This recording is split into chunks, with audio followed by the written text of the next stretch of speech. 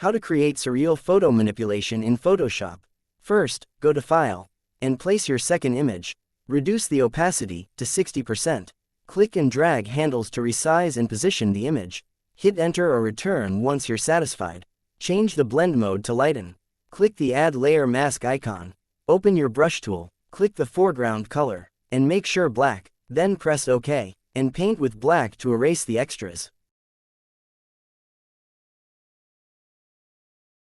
Make 1 copies of background layer by pressing Ctrl J, and then move the background copy above model layer. Change the blend mode to screen. Press Ctrl, Shift, Alt, and E to copy merge all layers. Right-click and convert to Smart Object. Go to Filter, and open Camera Raw Filter. Click Basic, I'll make temperature, -10. The tint, -5. The contrast, +12. The highlights, +15.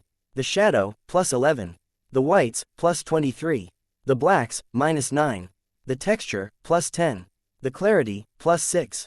The dehaze, +10. The vibrance, +8. And the saturation, -8.